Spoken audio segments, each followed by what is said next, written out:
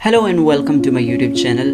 मेरा नाम है एजाज़ अहमद भट्ट और आज की इस वीडियो में हम बात करने जा रहे हैं खुशवंत सिंह की नावल ट्रेन टू पाकिस्तान के बारे में। दोस्तों, ये नावल जो है ये हिस्टोरिकल फिक्शन है। ये नावल काफ़ी इम्पोर्टेंस रखती है पोस्ट कॉलोनियल इंडियन लिटरेचर में। अगर आप इंडियन लिटरेचर के स्टूडेंट हैं या जनरली लिटरेचर के स्टूडेंट हैं या आप यूपीएससी की तैयारी कर रहे हैं या कोई और कॉम्पिटिटिव एग्ज़ाम की तैयारी कर रहे हैं तो खुशवंत सिंह की ये जो नावल है ट्रेन टू पाकिस्तान ये काफ़ी इम्पोर्टेंस रखती है। इस नावल के बारे में हम बात करेंगे। उससे पहले अगर आप मेरे यूट्यूब चैनल पर नए हैं तो सब्सक्राइब कर दीजिए मेरे यूट्यूब चैनल को और बेल आइकन को ऑल पे क्लिक कर दें ताकि मेरे लेटेस्ट नोटिफिकेशन सबसे पहले आप तक पहुंचे। कहानी की शुरुआत होती है 1947 की गर्मियों से, जब करोड़ों की तादाद में लोग इंडिया से पाकिस्तान और पाकिस्तान से इंडिया शिफ्ट हो रहे होते हैं। इसी बीच में एक गांव होता है जिसका नाम होता है मनो मजरा। तो ये मनो मजरा एक फिक्शनल गांव है। जैसे कि मैंने आपको स्वामी एंड फ्रेंड्स में बताया था कि वहाँ एक फिक्शनल गांव था मालगुडी। तो यहाँ एक जो फिक्शनल गांव है इसका नाम है मनो मजरा। दोस्तों, ये novel third person omniscient view से लिखी गई है। तो इस फिक्शनल विलेज में काफ़ी सारे कैरेक्टर्स हैं, लेकिन इस कहानी ये पार्टीशन लिटरेचर तो है ही, इसमें काफ़ी टर्मोइल है, काफ़ी वॉर है। ये सब तो एक्सपेक्टेड है कि पार्टीशन की टाइम की हिस्ट्री जो लोग जानते हैं वो ये जानते हैं कि कितना वॉर, टर्मोइल एंड कितने रिलीजियस कन्फ्लिक्ट्स हुए हैं। लेकिन इस कहानी का क्रक्स कुछ ऐसे है कि एक जगत सिंह, ये जो एक जग्गा हम उसे कहते हैं, उसका जो निकनेम नॉवल में बताया गया है वो जग्गा है। वो एक डकैत है और वो एक सिख है। और कहानी की जो हीरोइन है वो नूरान है। वो एक मुस्लिम लेडी है जिसको प्यार हो जाता है जग्गा यानी जगत सिंह के साथ। तो अब बढ़ते हैं कहानी की ओर। कहानी की जब शुरुआत होती है तो अब ये जग्गा और ये नूरान ये कुछ झाड़ियों में बैठे होते हैं, तभी इनको गोलियों के चलने की आवाज़ सुनाई देती है। अब होता क्या है कि गांव में एक मर्डर हुआ होता है, एक डकैती हुई होती है। वहाँ पे लाला रामलाल का मर्डर हुआ होता है। इसी दौरान क्या होता है कि हुक्मचंद जो एक हिंदू होता है, हुक्मचंद नामक एक कैरेक्टर आता है, यानी एक पर्सन आता है हुक्मचंद जो डिस्ट्रिक्ट मजिस्ट्रेट होता है वहाँ का।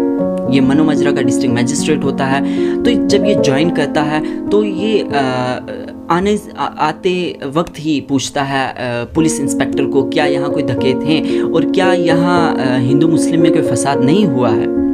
तो अब पुलिस इंस्पेक्टर कहता है कि यहाँ कोई भी हिंदू मुस्लिम का कोई भी फसाद नहीं हुआ है और यहाँ के जो सिख्स हैं और जो मुस्लिम हैं काफ़ी पीसफुली रहते हैं, काफ़ी यूनाइटेड रहते हैं और यहाँ तो बिल्कुल एक भी कोई ऐसा इंसिडेंट नहीं हुआ है।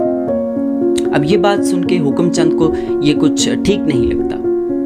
अब हुक्मचंद को जब ये पता चलता है डकैती के बारे में तो वो इंक्वायर करता है कि यहाँ कौन डकैत हैं, यहाँ क्या हालात हैं, यहाँ गूंस, थीव्स, इन सब की जब वो लिस्ट लेता है या जब उनके बारे में इंक्वायर करता है तब जगत सिंह यानी जग्गा का नाम सामने आता है।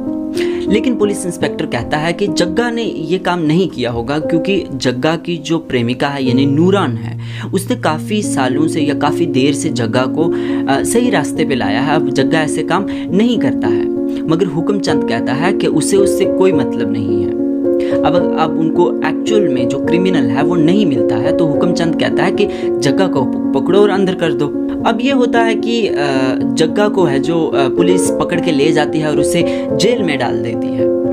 और इसी दौरान क्या होता है कि पुलिस इंस्पेक्टर जो हैं जो एक रेलवे स्टेशन पे गए होते हैं जहाँ पे वो एक ऐसे आदमी को देखते हैं जो वहाँ का लोकल नहीं लगता। और वो जो आदमी होता है वो गुरुद्वारा जाता है और गुरुद्वारा जाने के बाद वहाँ पाठ करता है। अब उन्हें पता चलता है कि उसका नाम है इकबाल अहमद या मोहम्मद इकबाल नहीं बल्कि उसका नाम है इकबाल सिंह। तो ये इकबाल सिंह जो है कहानी, अगर आप कहानी में ओवरऑल देखेंगे तो ये एक न्यूट्रल कैरेक्टर है, ये एक फ्लैट कैरेक्टर है। इसका बहुत ज़्यादा रोल नहीं है बट ये आम जनता की तरह रोल प्ले करता है। जैसे आम जनता को नहीं समझ आते कि वो किसकी साइड पे, वो नहीं जज कर पाते कि क्या बुरा है और क्या सही है। बिल्कुल ऐसा ही है इकबाल सिंह।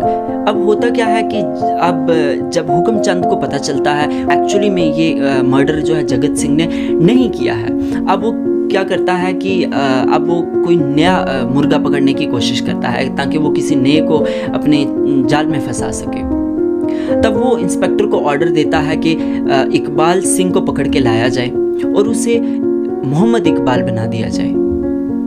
अब होता ये है कि इकबाल को पकड़ के लाया जाता है पुलिस स्टेशन में और उसकी पैंट खुलवाई जाती है ये देखने के लिए क्या वो मुस्लिम है या सिख है। जब पुलिस इंस्पेक्टर कहता है कि अब वो तो सिख है, अब हम उसको पकड़ नहीं पाएंगे, अब हुक्मचंद कहता है कि ये बात तुम्हें पता है कि वो सिख है, ये बात हमें पता है कि सिख है, ये बात जनता को नहीं पता है कि वो सिख है। तुम ऐसा करो कि इकबाल सिंह को तुम मोहम्मद इकबाल बना के इस पे फर्जी केस इस पे लगा के तुम इसको जेल में डाल दो। और यही होता है, उसे हिंदू मुस्लिम फसाद के आड़ में इकबाल सिंह को पकड़ लिया जाता है और उसे जगत सिंह के साथ जेल में डाल दिया जाता है और उस पर फर्जी केस लगा दिए जाते हैं। अब उनको काफ़ी मारा पीटा जाता है, उनसे इंक्वायरी होती है। इसी दौरान पाकिस्तान से एक ट्रेन आती है, वो ट्रेन काफ़ी देर स्टेशन पे खड़ी रहती है लेकिन उससे कोई भी निकलता नहीं है। जब काफ़ी देर तक कोई निकलता नहीं है और जब उस ट्रेन की इंक्वायरी की जाती है, हुक्मचंद और पुलिस इंस्पेक्टर वगैरह सब लोग जब जाके इस ट्रेन को देखते हैं तो वो दंग रह जाते हैं, उनकी आंखें फटी की फटी रह जाती हैं क्योंकि उस ट्रेन में कोई भी जिंदा इंसान नहीं था। अगर उसमें कुछ था तो वो जली और सड़ी हुई लाशें थी। वो लाशें किन की थी? वो लाशें हिंदू इमिग्रेंट्स की थी जो इंडिया आ रहे थे। सुबह को एक ट्रेन आती है, वो भरी होती है लाशों से, दूसरी ट्रेन आती है, वो भी भरी होती है लाशों से, और वो ट्रेनें और वो लाशें सब जले होते हैं, बूढ़े बच्चे सब लोग जले होते हैं। अब ये देख के काफ़ी गुस्सा फैल जाता है। अब ये जो मनो मजरा नामक ये जो गांव है, काफ़ी पीसफुल, अपनी पीस की वजह से जो फेमस था, जब ये मास एक्सोडस जब हो रहा था, बाकी पूरी कंट्री में मास एक्सोडस हो रहा था, मनो मजरा के लोग जो थे उनको ये पता भी नहीं था। वो तो ये सोच रहे थे कि ब्रिटिशर्स यानी अंग्रेज़ जो हैं वो कहाँ गायब हो गए हैं, ऐसा क्या हुआ कि अंग्रेज़ गायब हो गए। उनको नहीं पता था कि पार्टीशन हो चुकी है स्टार्ट। यहाँ तक कि उन्हें गांधी और जिन्ना के बारे में भी नहीं पता था, वो लोग गाफिल थे। एक्चुअली में ये मनो मजरा जो पोर्ट्रे करता है वो गांव पोर्ट्रे करता है कि दूर दराज के जो गांव थे वहाँ लोगों को पता भी नहीं था कि मेजर सिटीज़ में क्या हो रहा है, कैसे प्रोटेस्ट हो रहे हैं। वो लोग काफ़ी पीसफुल रह रहे थे। तो अब कहानी की ओर बढ़ते हैं। तो मनो मजरा में अब वो जो ट्रेनें आती हैं उनमें लोग जले होते हैं, काफ़ी फसाद होने के अंदेशा होता है। इसलिए क्या होता है कि जो सिख लोग हैं वो मुस्लिम्स को कहते हैं कि आप कुछ देर के लिए कंसंट्रेशन कैंप्स में चले जाओ। बिल्कुल वैसे ही कंसंट्रेशन कैंप आपने सुना होगा जैसे चाइना में है या कुछ अदर कंट्रीज़ में भी हैं, जहाँ पे मुस्लिम्स को इवैक्यूएट करके स्पेसिफिक एरिया में रखा जाता है। अब उनको कंसंट्रेशन कैंप भेजा जाता है और उन्हें कहा जाता है कि आपकी यहाँ से इवैक्यूएशन होगी, आपको पाकिस्तान भेजा जाएगा। अब क्या होता है कि ट्रक्स मंगवाए जाते हैं ताकि उनको पाकिस्तान भेजा जा सके। अब वो जब मुस्लिम्स को ट्रक में डालते हैं, अब वो सिख उन लोगों को विदा करते हैं कि अब ये लोग अपनी कंट्री जाएंगे यानी पाकिस्तान जाएंगे। उन्हें कहते हैं कि आपका जो ज़रूरत का सामान है आप वो बांध लें और आप यहाँ से चले जाएं। दोस्तों अब होता क्या है कि हुक्मचंद के कहने पे ट्रक रवाना तो हो जाते हैं लेकिन वो कभी पाकिस्तान नहीं पहुंच पाते हैं। जितने भी लोगों को ट्रक में भरा जाता है उनको मार दिया जाता है। और ये बात तब पता चलती है जब सतलुज की पूरा दरिया भर जाता है खून से, यानी मुस्लिम्स के खून से, और उनकी लाशें जो तैर रही होती हैं। तब वहाँ के सिख्स को ये पता चलता है कि एक्चुअल में ऐसा कुछ हुआ ही नहीं, ये तो सिर्फ एक प्लान था कम्युनल हार्मनी को बिगाड़ने के लिए।